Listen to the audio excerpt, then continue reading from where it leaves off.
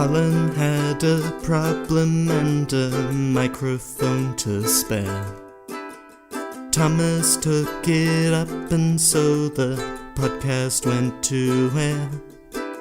For weeks and months they trawled through every single DVD.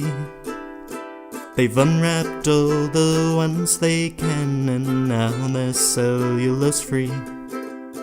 Now they're cellulose free. Hello dear listener and welcome to Cellulose Free. My name is Colin and with me as always is my fellow film watcher, compadre and son, Thomas. Hi, hello. What have you been up to? Not a lot. Good. No, it's been a week. Within that week, England managed to get my hopes up that they might produce something resembling a close test match. Because as much as I do want Australia to win... You'd rather it was interesting. Yes. And it did look like a pitch that would produce an interesting game, given a better other side, which we did not have. Oh, well. Sorry, England. To the few internet commenters who are like, that pitch was terrible. Look at how green it was at the start, and it's so bad. That was a 4-day pitch, which is absolutely fine when you have two teams that can feasibly go 4 days. Yeah. Don't you love it having a single game of something that can go over days? And I act like I prefer T20, but I don't think I have watched a single game of the BBL this season. No, I haven't either. That being said, I haven't watched any of the tests either. No. I haven't watched any cricket. I watched a whole bunch of all of the tests. It has been a weird summer. Yeah. I think this whole COVID hibernation has caused us to even hibernate within our homes from stuff that we'd normally do in our homes. So, so you have nothing to report then, other than watching cricket? No, other than that the English Test cricket team was bad. And they were bad also after the cricket. Apparently there are reports of a kerfuffle in the hotel that they were staying in. Well, that also involved some Australian players. Yes. Some intermingling. Oh, can't have that. No, the intermingling wasn't the problem, but there was intermingling. So what have I been up to? Yeah, that's a great question. Nothing much either. No. That being said, okay, I'll go off on a little tangent here. I sort of haunt the Twitterverse occasionally. Mm-hmm. And the things that get thrown at me from people that I follow due to either their photography or their artwork or what have you, that from all over the world, suddenly from their corner of the world, they post something specific to their corner of the world. And oftentimes it's written in a foreign language, so I hit the translate button. And so I went down a rabbit hole this week. An artist retweeted a post that had a photograph of someone sitting in the captain's seat in what appeared to be a fairly large ship. And so I thought, well, let's have a look at this, and clicked on the translate and then backed up a few posts to get to the beginning of it.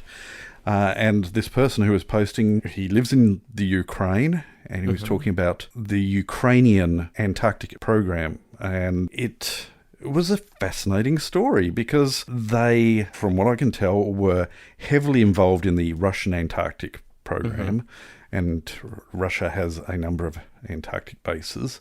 Well, the fall of the Soviet Union, all of these countries suddenly became separate countries again. Yep.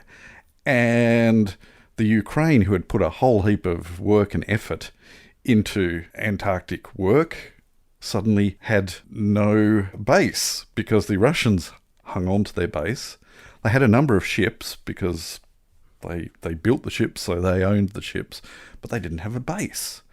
And it just so happened that England had a base that they had outgrown and they were building another one. But they wanted the original base it had a very, very long history, and they wanted that place to continue that history. And so they leased it to the Ukraine for £1. Right. And so the Ukrainians moved in and continued on their important studies. They were the bunch who discovered the hole in the ozone layer.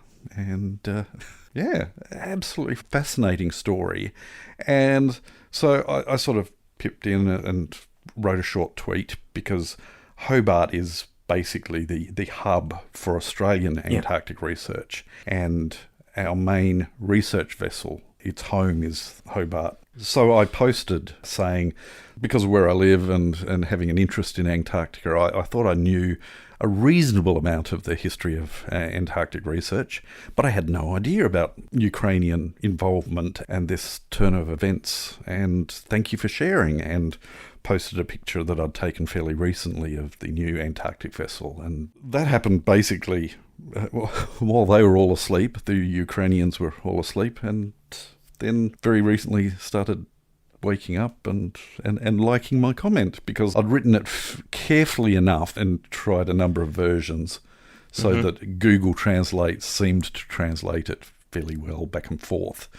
But they seem to understand it and like the comment, and suddenly I've got all these Ukrainian and Polish and all of the countries around the Ukraine, apart from Russia, suddenly liking my comment and following me for some bizarre reason, Right.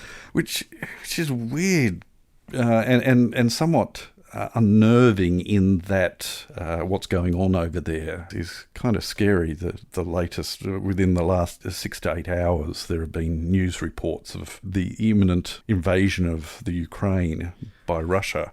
It's not looking good. So just crossing my fingers for all my newly found Ukrainian friends that things go well. They are members of the United Nations, which has something going for them. They've got close ties with the UK, but it's scary. But they do have the third largest military force in Europe, behind Russia and France. But any fighting across borders within... Didn't we talk about Europe? Yeah. Well, this is... It's... Don't be a country in Europe. No. It's not worth it. No. Well, I'm just hoping that things settle down. So that's been my bizarre event of the week. And Right. other than that, really got nothing to share. I'm sort of feeling a bit weird and out of sorts, which before recording you seemed to suggest that you were in sort of much the same headspace. Would that be a fair assessment? It's been a bit of a difficult week for keeping my head screwed on. Yeah. Yeah. Yeah. Don't quite know what's going on. Okay. Yeah. Well, for that reason, for me personally, we had a choice of 2 films this week. Mm-hmm. And one of those films did turn up, the mystery film that you have in your hot little hand. Yes. I think we might leave that one till next week. Right. So we're flipping choices. We did decide that your choice would be the other one. Yes. Okay. We might go for the other one, Right. which I do have with me. Right. Yes. If that's all right with you. No problems here. Yeah. It's more of a known entity for me. And I know that I will enjoy this at least at a known level, whereas the other one is somewhat of an unknown. Then I will set a reminder for next week that at the end of next week's episode, it is your turn to choose and not mine, as would be implied by... It's all right. So, what are we going to be watching today? We are going to be watching Sneakers. It's got a cast of big names. It does. It's got Robert Redford. It's got Sidney Poitier, which is the reason why we're watching this as a respectful nod towards the recently departed Sidney Poitier. Dan Aykroyd. River Phoenix. Yep. Mary McDowell. Ben Kingsley. James Earl Jones. The list goes on. Actually, the list goes on, but the well-known names sort of peter out by then. Yeah. But yeah, big names. So it should be a big film, and I'm curious to know what you think. I'm curious to know what I think, having seen this a number of times, but I recall enjoying it each time that I've seen it. Will I enjoy it again? Also directed by the same person who directed Field of Dreams, which is one of my favourite films. So he's well known for directing Field of Dreams and Sneakers and one of the Tom Clancy films. What's his name? Jack Ryan. Jack Ryan. I think. I could be making that up. Sum of All Fears? Is that a Some of all Jack Ryan well, film? see, is it? Yes. It is? Yes. Good. My memory isn't failing me entirely. Okay, so From one of the various times that franchise has been rebooted. yes. So, quite a bizarre mix. You've got Field of Dreams on one side and Sum of All Fears on the other, and Sneakers sort of falls in the middle between the two. An unusual love child between the... No. Anyway, so, Sneakers, would you please tell our dear listener, if they're still listening, Yeah. what is Sneakers all about?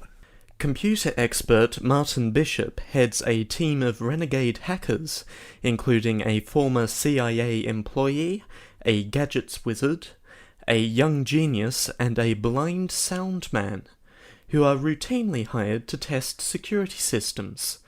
But Bishop's past comes back to haunt him when government agents blackmail the Sneakers into carrying out a covert operation, tracking down an elusive black box.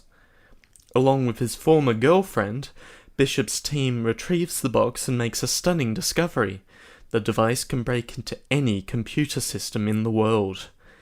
With factions from all sides willing to kill for the powerful box, Bishop and his team embark on their most dangerous assignment ever in this exhilarating high-tech caper from Phil Eldon Robinson. So, 1992, which is 30 years ago. Yeah? Gee, that doesn't feel right. 30 years ago. We're dealing with computers 30 years ago.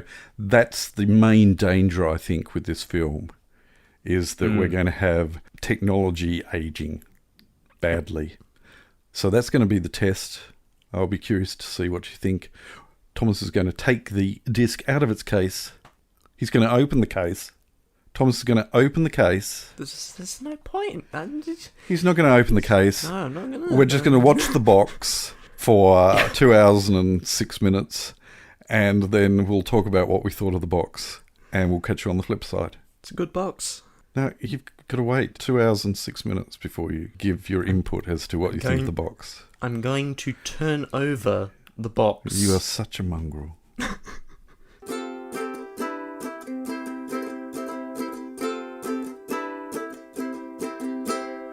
So, what did you think? I had a good time. It was good. That was a good film. Yeah. The technology has aged. Yes. And from recollection, and I could be recalling this wrong anyway, but I seem to recall that some of the technology, even at the time that it was released, was a little archaic as well. So it was sort of behind the 8 ball to begin with. I don't know whether it was a case of long production delays or something like that, but just age-wise, yeah. Anyway, but fun. Yes. Good fun. A great ensemble cast. Very much a feeling of a heist movie. Mm-hmm. Well, and it was, in effect, a heist movie. It has a very good sense of humour. Just rides all the way through it. Yes, cattle mutations are up. Mm-hmm. Thought I'd just drop that in. We spend a long time just looking at Robert Redford responding to the other side of a conversation we can't hear. A very long conversation that's presumably explaining what he has to do. And then he kicks in the door. Yes. And that's it. That was all that was involved. How about... So people hire you to break into their places to make sure no one can break into their places. Yes. It's a living. Not much of one. One thing that I mentioned before that the director was the director of Field of Dreams, and there are a number of cast members who were in Field of Dreams that, I don't know, maybe there was a rapport between the director and these actors, but Timothy Bushfield, the red-headed guy, he played the brother-in-law of Kevin Costner. Right, yep. So the red-headed bad guy in this. Oh, spoilers. If you haven't seen this and you managed to track it down, because it's not streaming, again, you can watch it for $4 on YouTube or Google Play or $5 on Apple. But spoiler, the red-haired guy is a baddie, and he played a not particularly pleasant guy in Field of Dreams either. And James Earl Jones was in both Field of Dreams and in this. Also, in funny things, while I'm still thinking about funny things, the opening of the film is interesting. I love the opening. We open as if we are looking through a 4x3 terminal. Yes. At happenings from yonks ago. It's nice. Yeah. It's nice. Yeah. And I like the opening credits too, with the changing of letters in different orders to form.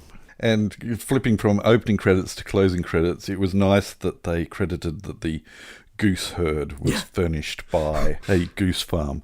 I can't remember the name of the goose farm, but the farm was credited as being the goose herd furnished by. So there's this guy called DeviantOlm on YouTube, a penetration tester. Mm-hmm. So along the same lines as what the group depicted in this film would be doing. And if there is one thing that I have learned from watching some of his talks, it's that you should not, under any circumstances, ride on the outside of an elevator. You wouldn't catch me dead riding on the outside of an elevator. There are so many things that can go wrong if you don't know what you're doing. Yes. And more even if you do. And I did notice in this, when there was the riding on the elevator, that it stopped so that the roof of the elevator was at the floor level of the floor that the guy wanted to get off. And that doesn't work. It doesn't happen. So there were flaws in this. I have provided Colin with a link to one of the various versions of the elevator talk that you might have heard the pling of it going through the ether. We should have tracked that going from Lisbon to Cairo to. I have provided a link to one of the various versions of the elevator talk that Deviant has done over the years, and I don't know, that'll end up in the show notes. I think there might be some swearing in it. I don't know, it's been a while since I've watched it. Okay. He does swear. Whatever. I wasn't expecting Sidney Poitier in this film to drop the F-bomb. It's the one single F-bomb in the entire movie. And it was deserved. The guy who copped it after copping a thwack in the head with a rifle butt had delivered a very bad racial slur, and Sidney Poitier gave him a good one. And, yes. Anyway. Once he got the upper hand. Yes, that's right. 20 years in the electric chair. There really are some great lines, and it would be doing a disservice to the film to keep reeling off. It's good stuff.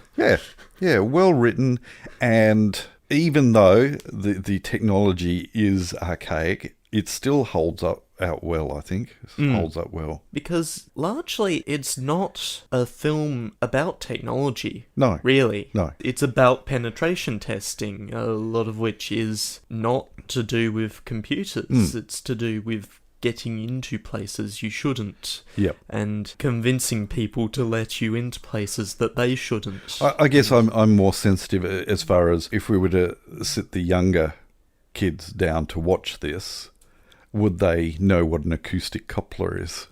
Do you know what an acoustic... I think I can take a guess at it, but based on knowing what the words acoustic and coupler mean, but... Yes, that was the device that they connected to the internet with the phone. By sticking the phone on top of it's basically a phone that goes the opposite way, so that the headphone, he picks up the microphone, and yeah. Anyway. Yeah. Ah. Good stuff. You should watch this film if you have the opportunity. Yeah. The chemistry is great, and I like it. Good. I don't have anything else to say about it. No. It was a good film, and that was a good choice. Yeah. Well done, Thomas, for choosing that. Choosing from the very narrow list. There are some other ones on the shelf of yes. Sidney Poitier films. Yeah, I'm glad we watched that. However, my one gripe, Ben Kingsley bugs me. Yeah, he's always the same one-note bad guy when he's playing a bad guy. And he's always playing a role. Even the one franchise where ostensibly he's a good guy. Eventually, ostensibly a good guy. Spoilers for the MCU. Ostensibly a good guy. Yeah. It's the same one. He only does... All Ben Kingsley roles are the same role. Yeah. Yeah, it's...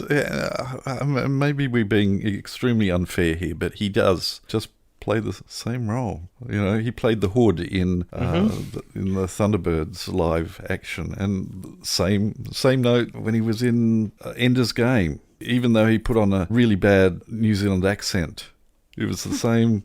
Yeah, he's just... I'm acting the role. He just... I don't know. Sorry. Okay, so hating on Ben Kingsley here. Yeah. Sorry. But other than that, do watch it. Do enjoy. We shall move on. The following segment has no title. Please keep your arms and legs inside the vehicle at all times. Helen did provide some comments. The trivia that David Warner, who was in Time Bandits, was 40 then, 40 years ago. Oh dear. And yes, that is what an invisible barrier looks like. It's invisible. You can't see it. Thank you, dear listener Helen, for those insights into... But yes, it's been a double shock because the thought that Sneakers came out 30 years ago... Oh yeah. Was shocking enough. And yes, the reminder that Time Bandits was 40 years ago is unpleasant. All right, we shall move on again. And Terry Gilliam's still trying to make films 40 years later. Yep. Pick a film for next week so we can go to bed. It is whose turn? How does this work? So, officially, if things had gone to plan, this week it would have been my turn to choose next week's film, which would have been Sneakers, but... Right. We've controverted that, and as a result, this week... And next week, it is your turn to choose for next week and the week after. Okay, so next week we are going to watch the other movie that is in our Sidney Poitier retrospective. And that has been a mystery to Thomas. He now has it in his hot little hand, so he knows what we're going to be watching next week. It is a somewhat obscure film, but... That's what we're going to watch, and it has some history for me, which is why I actually tracked it down. And it was interesting tracking it down because, yes, it is an Australian copy. Technically? Technically on the cover. Yeah. But you stick the DVD into the My Movies database and it instantly recognises it as the American version of this film. Which is not surprising, given that on the back of it says NTSC. That's right. So I had my suspicions. That was initially when this software can use barcodes, but it also has a database of the unique code that's on DVDs for the movies. And it initially said, "Are you sure this is a actual official DVD release?" Because the chaptering suggests that it's a homemade video. It does not have any distributor information anywhere on it. No. That being said, there are chapters in the film, and the menu on the disc does have chapter titles that I had to type in individually, and that was okay. Anyway, we've gone on for far too long here. What is the film that we're going to be watching? Just before we get to that. Yes. Special features include... Oh, I know.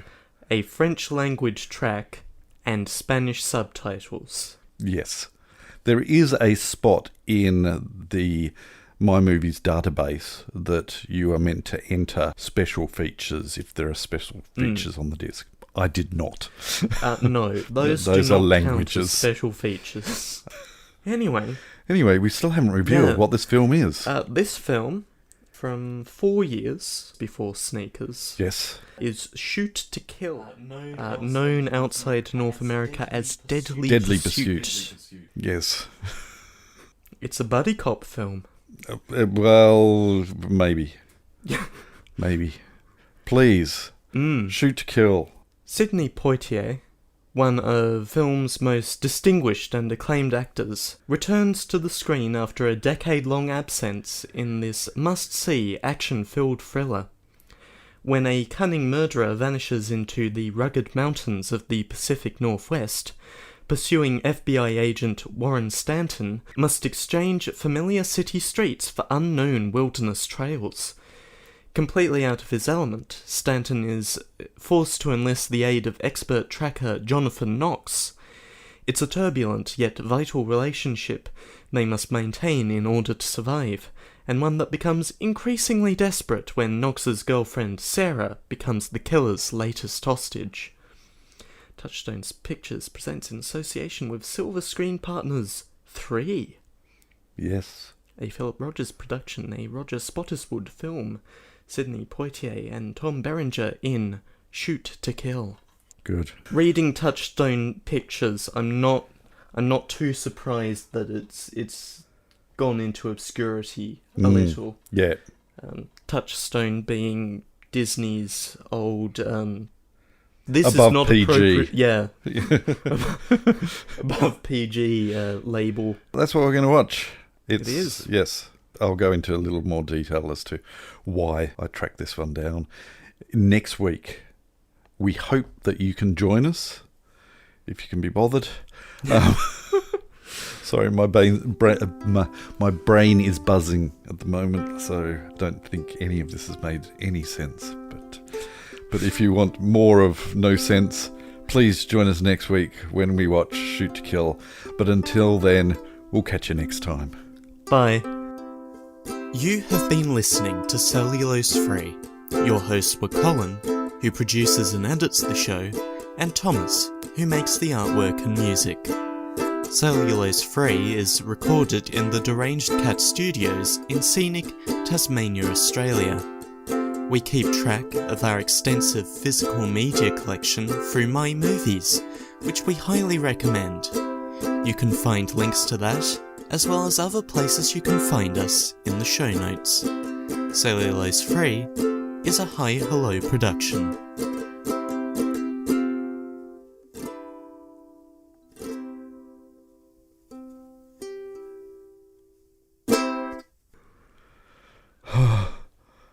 Oh, buzz, buzz, buzz, buzz. Uh-huh. Buzz, buzz. I'm glad we picked that one, though. Yeah. Because, yes. That was good. That was good. That was good. You can hit stop now. I can. And go eat some food. Yes. Yes. Go eat.